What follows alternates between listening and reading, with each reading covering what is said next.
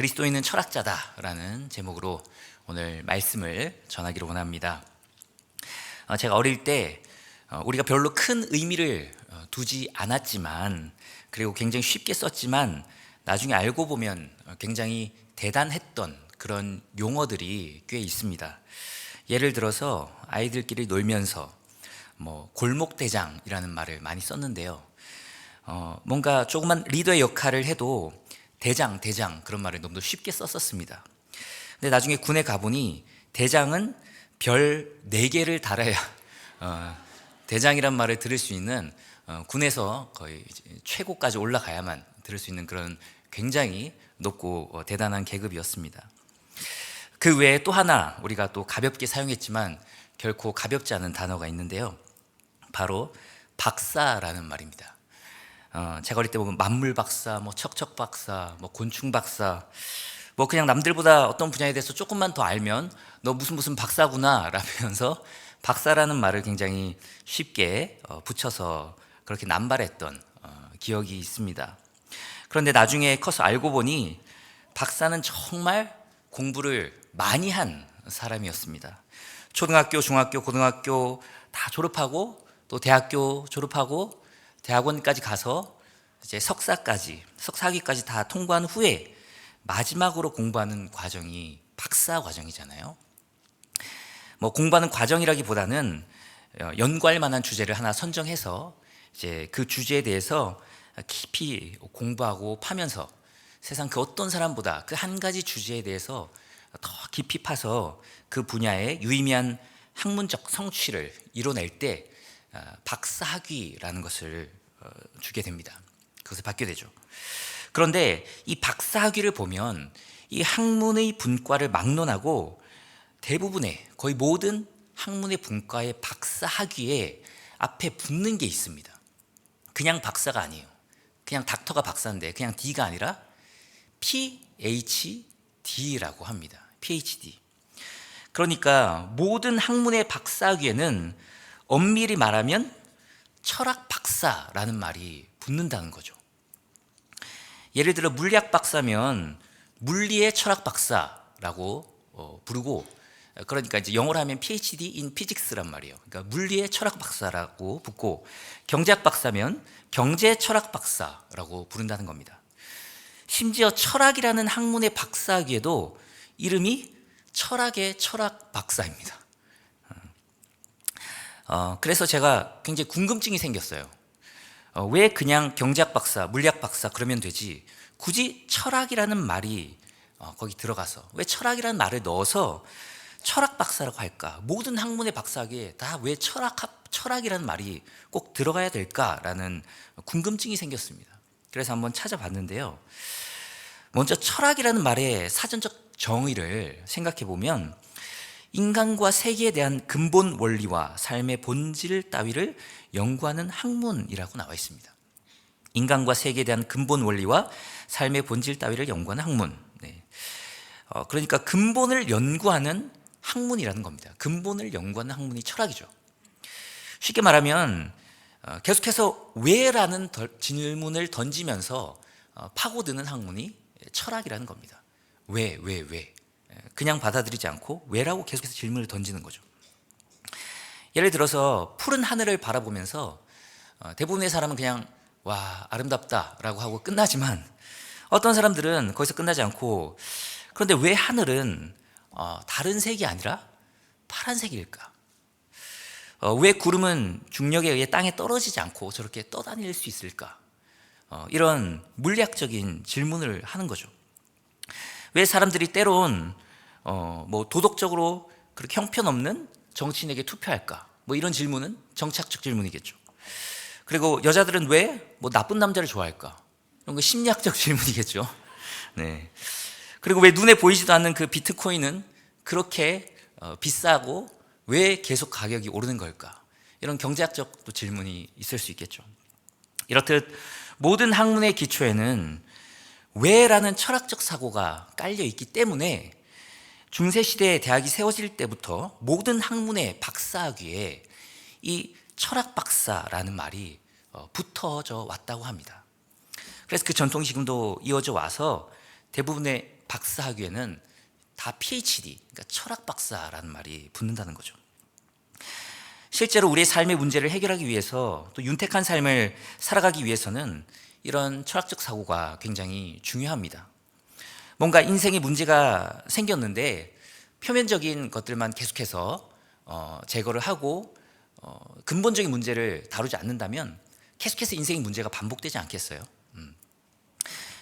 예전에 이제 사역을 할 때, 우리 교회 말고요. 예전에 사역을 할 때 뭔가 사역자들끼리 계속해서 어떤 뭐 겹치는 문제가 발생하는 거예요. 일정이 겹치고 뭐 장소가 겹치고 근데 그 장소가 겹치고 일정이 겹칠 때마다 어떤 목사님이 와서 막 화를 내면서 우리 좀 잘하자, 좀 제대로 하자라고 말하고 구호만 외치고 끝났어요. 사라집니다.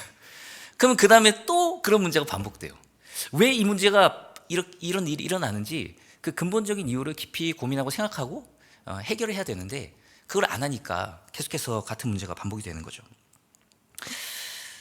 우리 인생에 문제가 생겼을 때 이 근본적인 왜라는 질문을 계속해서 던지면서 해결해 나왔기 때문에 어쩌면 지금 과거는 비교할 수 없는 이 놀라운 과학기술의 혜택을 누리고 있는 거겠죠. 그리고 이 과학기술이 이렇게 발달했음에도 왜 이전보다 더 행복하지 않은가라는 질문을 또 던지니까 그에 대한 답으로 나름대로 또 인문학에서 찾으려고 또 인문학이 유행을 하고 또 발전을 하게 됩니다. 그런데 그 누구보다도 이 근본적인 질문을 던지고 또 그 근본적인 질문에 대답을 잘 할 수 있는 사람, 그리고 해야 되는 사람, 그러니까 진정한 철학자 중에 철학자라고 할 수 있는 사람은 바로 우리 그리스도인들입니다. 그리스도인입니다.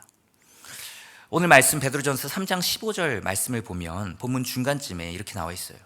묻는 자에게는 대답할 것을 항상 준비하되.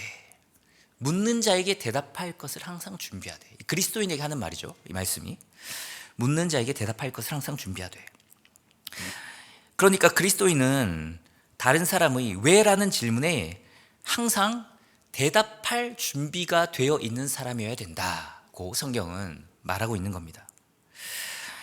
우리는 누가 왜 그러냐고 물어보면 어쩌면 굉장히 권위에 의존해서 대답하는 좀 습관이 좀 남아 있는 것 같아요. 그래서 그냥 뭐 목사님이 그렇게 말하면 그런 줄 알아라고 얘기를 하거나 전도사님이 그렇게 말하면 그냥 맞는 줄 알아라고 말하거나 부모님이 말하는데 어디 감히 그냥 부모님이 말하면 들어야지 이렇게 얘기하거나 어른이 말하면 그냥 좀 들어라 뭐 이런 식으로 권위에 의존해서 얘기하는 것이 우리가 또 그렇게 우리보다 더 어른들에게 그렇게 배워왔고 그렇게 들어왔고 그래서 또 우리도 어쩌면 그렇게 또 다른 사람과 다음 세대에게 대하고 있는지도 모릅니다. 그런데 이렇게 맹목적인 말밖에 못하는 사람이 아니라 정말 합당한 그 이유를 믿음의 근거를 이야기할 수 있는 사람이 우리 그리스도인이 돼야 된다라고 성경은 말하고 있는 거죠. 그리스도인은 신앙적인 질문에 합당한 대답을 할 수 있는 사람이어야 된다는 말입니다. 폴 고갱이라는 천재 화가가 있습니다. 이 사람이 자신의 엄청난 대작이자 유작을 남겼는데요. 그 대작의 제목이 이래요. 우리는 어디서 왔는가? 우리는 누구인가? 우리는 어디로 가는가? 우리는 어디서 왔는가? 우리는 누구인가? 우리는 어디로 가는가? 여기까지가 하나의 제목입니다. 그 그림이 제목이에요. 제가 참고 자료로 그림을 준비하려고 했는데 그 그림이 좀 야하더라고요. 그래서 아직 예술적 소양이 거기 미치지 못해서 이렇게 불쾌하게 생각하시는 분 있을까봐 준비를 하지 않았는데 돈으로 살 수 없을 만큼 그 천문학적인 가격을 자랑하는 그런 엄청난 또 대작이라고 합니다. 그런데 이 폴 고갱은 자신은 그 질문을 던졌지만 그 근본적인 질문에 대한 답을 제대로 찾지 못하고 생을 마감한 것 같습니다. 그렇게 천재였고 대단한 사람이었지만 결국에는 근본적인 그 질문에 대한 그 목마름이 있었던 거죠. 예전 삼성을 세웠던 이병철 회장도 마지막에 그 근본적인 신앙적 질문을 던지며 죽잖아요. 그러니까 아무리 업적을 이룬 대단한 사람들도 결국에는 그 근본적인 질문을 찾지 못하면 참된 기쁨과 행복을 맛볼 수 없기 때문에 결국 그 근본적 질문을 계속해서 던지는 것 같습니다. 그런데 이 폴 고갱은 그 답을 찾지 못했지만 우리 그리스도인은 이 인생의 가장 근본적인 질문에 가장 명확하고 분명한 답을 해줄 수 있는 사람입니다. 아까 그 세 가지 질문에 우리는 분명한 답을 가지고 있잖아요. 우리는 누구로부터 왔습니까? 네. 왜 몇 분밖에 대답을 못하죠? 우리가 누구로부터 왔죠? 네. 우주에서 왔나요? 아니죠. 하나님으로부터 왔습니다. 그 우리는 누구입니까? 우리는 그렇죠. 심플하게 얘기하면 하나님의 자녀입니다. 조금 더 길게 얘기하면 우리는 하나님의 형상대로 창조되었고 죄인이지만 예수 그리스도를 통해 구원받은 하나님의 자녀입니다. 그리고 우리는 결국 어디로 갑니까? 네, 우리를 창조하신 하나님께로 돌아갑니다. 우리는 하나님께로부터 왔고 우리는 하나님의 자녀이고 그리고 우리는 하나님께로 갑니다. 이 분명한 대답을 우리는 가지고 있습니다. 그래서 그리스도인은 그 누구보다도 철학자 중에 철학자라고 말할 수 있는 것입니다. 오늘 본문 말씀처럼 사람들이 왜라고 어떤 인생의 근본적인 질문을 던질 때 우리는 지금 대답했던 것처럼 그 이상으로 훨씬 더 풍성하고 깊이 있게 대답할 수 있는 어떤 질문도 대답할 수 있는 준비가 되어야 합니다.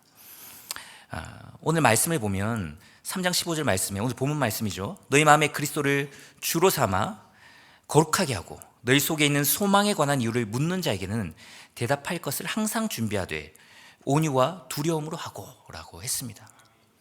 사람들이 뭔가를 질문할 때 예를 들어 넌 왜 교회 다니냐? 넌 왜 그렇게 주일마다 안 빠지고 예배를 가냐?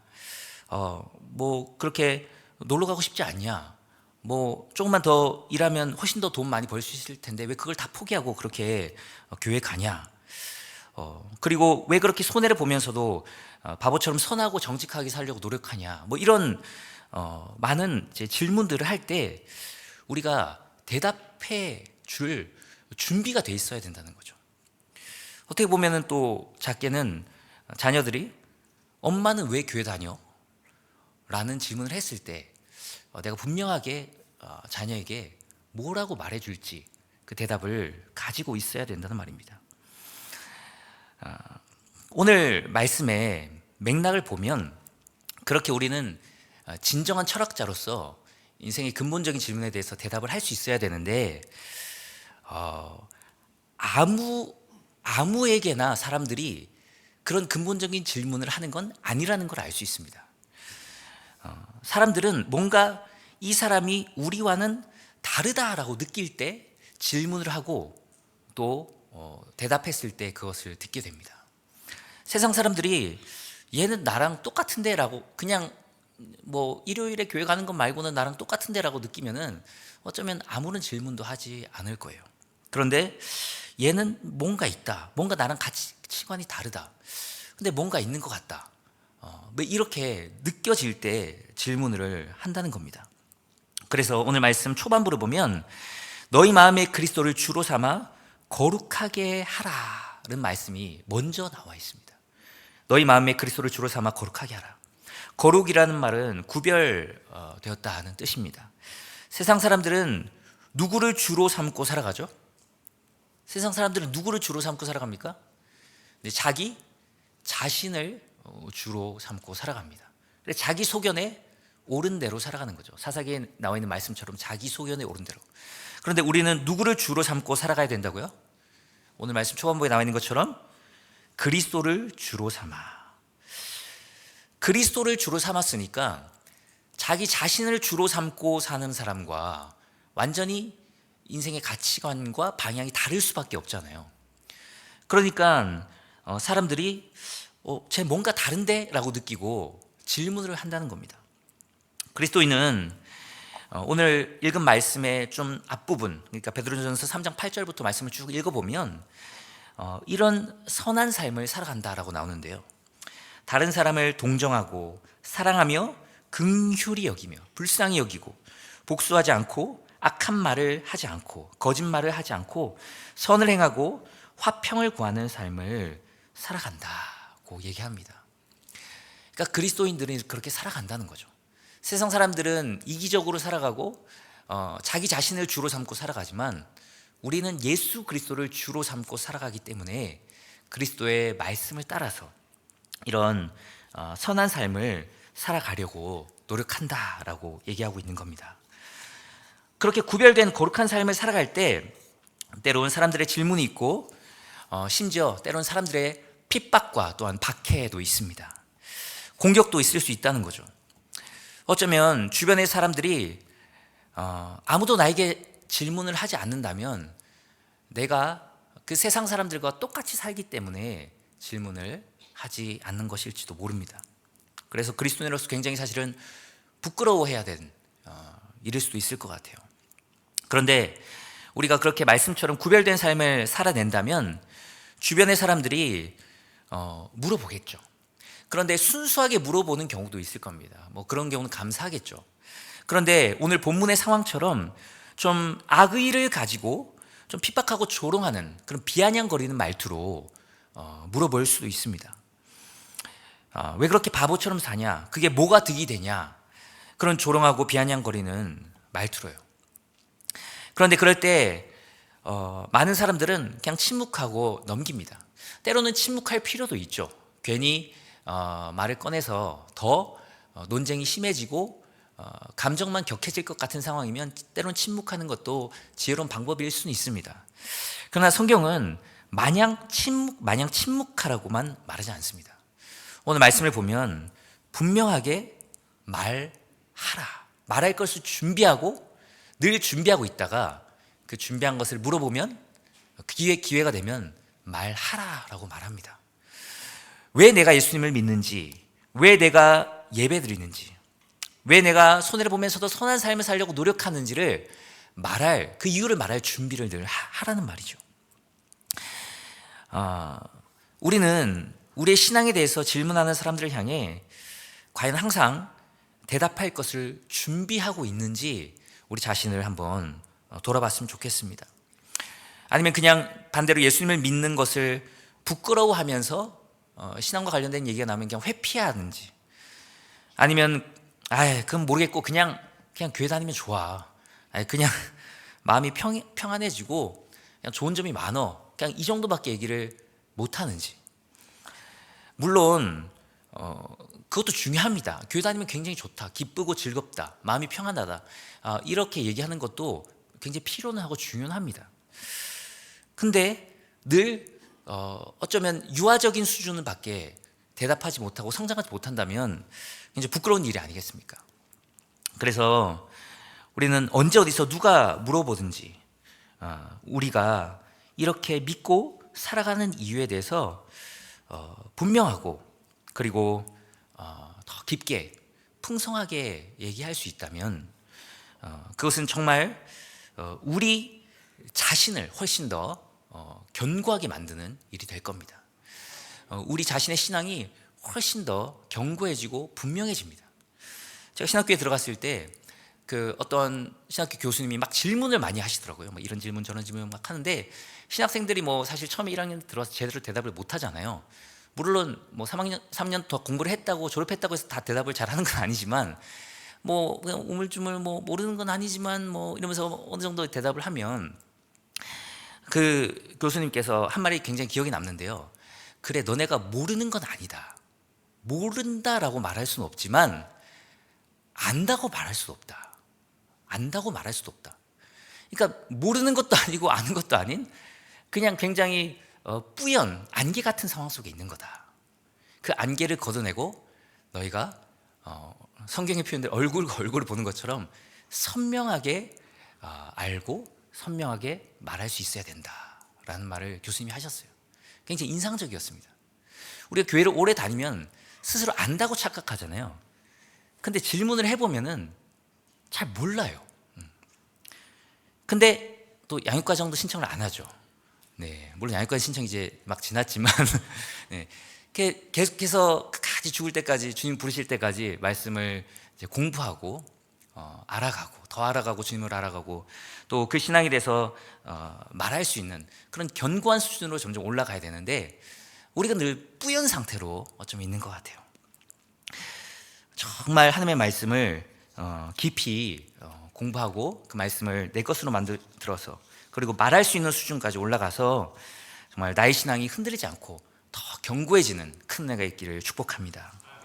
두 번째로, 첫 번째로 나에게 유익이 있지만 두 번째로 이렇게 분명하게 얘기할 수 있으면 다른 사람에게도 큰 유익을 줄 수 있습니다. 주변의 사람들이 뭐 신앙적인 질문을 하는데 몰라 그런 어려운 얘기 하지 마 그냥 교회 다녀 막 이런 식으로만 얘기한다면 우리가 어떤 그들의 신앙 성장에 도움을 줄 수 있겠어요? 우리가 정말 제대로 알고 우리의 신앙의 근거에 대해서 우리가 믿는 바에 대해서 아는 바에 대해서 분명하게 말할 수 있다면 그리스도인과 우리 주변의 비그리스도인들에게 큰 유익을 줄 수 있을 겁니다. 자녀들이 신앙에 대해서 물어볼 때, 부모님이나 친척들이 신앙에 대해서 물어볼 때, 교회 안에서 다른 지체들이 신앙에 대해서 또 물어볼 때, 상담을 요청할 때 우리가 선명하고 분명하게 진리를 얘기해 줄 수 있다면 우리 자신에게도 너무 귀한 일이 되지만 그 얘기를 듣는 사람들도 신앙이 성장하는데 큰 힘이 될 줄로 믿습니다.